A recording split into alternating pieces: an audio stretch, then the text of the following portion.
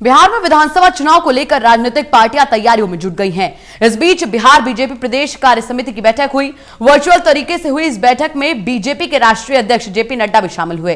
JP Nadda ने कहा कि बिहार चुनाव बीजेपी, जेडीयू और एलजेपी साथ मिलकर लड़ेंगे। साथ ही उन्होंने कहा कि नीतीश कुमार के नेतृत्व में बिहार विधानसभा चुनाव लड़ा जाएगा।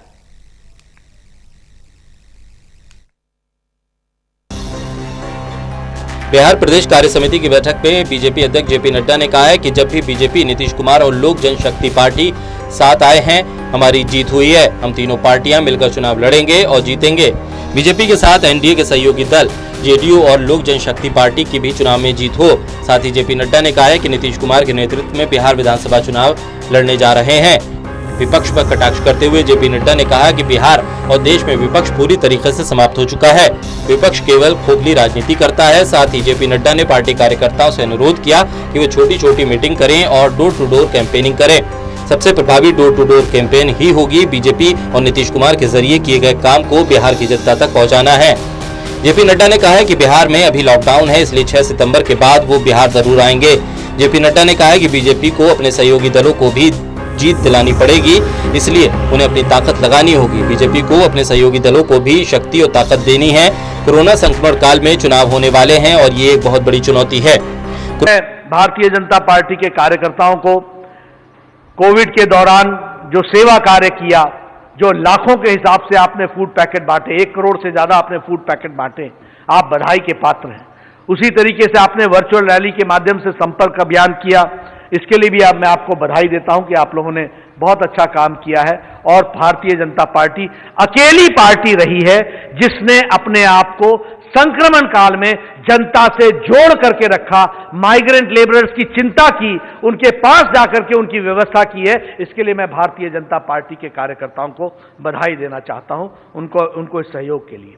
मित्रों, हम सब जानते हैं यू और लोक जनशक्ति पार्टी एक साथ आई है, तब भारतीय जनता पार्टी और एनडीए की बिहार में जीत हुई है। इसको हमको समझना चाहिए। और इस बार भी हम सब लोग मिलकर के भारतीय जनता पार्टी, जनता दल यूनाइटेड और इसके साथ साथ लोक जनशक्ति पार्टी सब मिलकर के चुनाव लड़ेंगे और यशस्वी होंगे। यह हमको ध्यान में रखना चाहिए। इसके लिए हमको कार्य करना चाहिए, ये हम कहना चाहते हैं। भारतीय जनता पार्टी से, कार्यकर्ताओं से मेरा निवेदन है कि आपको इसमें वैल्यू एडिशन करना पड़ेगा। आपको अपनी ताकत को निहार करके अपने को ही सिर्फ जीत हासिल नहीं करानी पड़ेगी। कोरोना के संकट पर जेपी नड्डा ने कहा कि हमारे सामने महामारी, बाढ़ और चुनाव की चुनौती है। आज पूरे देश में 10 लाख कोविड जांच रोजाना हो रही है। रिकवरी रेट देश में 74% है। वहीं बिहार में भी रिकवरी रेट 73 से ज्यादा है। इसके लिए स्वास्थ्य मंत्री मंगल पांडे बधाई के पात्र हैं। बिहार ने महामारी, आकाशीय बिजली और बाढ़ के दौरान अच्छा काम किया। बीजेपी इकलौती पार्टी है जो महामारी के दौरान भी जनता से जुड़ी रही। कार्य समिति की बैठक को संबोधित करते हुए बिहार बीजेपी प्रभारी और राष्ट्रीय महामंत्री भूपेंद्र यादव ने भी आगामी चुनाव को लेकर बीजेपी का नया नारा दिया। भूपेंद्र यादव ने कहा है कि भाजपा है तैयार, आत्मनिर्भर बिहार नारे के साथ बीजेपी एक बार फिर विधानसभा चुनाव में जाएगी। साथ ही भूपेंद्र यादव ने आरजेडी नेता तेजस्वी यादव पर हमला बोला और सवाल उठाते हुए कहा कि जब वो वर्चुअल और डिजिटल चुनाव प्रचार प्रसार का विरोध कर रहे हैं तो फिर वो सोशल प्लेटफॉर्म पर फेसबुक और ट्विटर से क्यों जुड़े हुए हैं। उन्हें फेसबुक और ट्विटर छोड़ देना चाहिए। तेजस्वी के कथनी और करनी में फर्क है।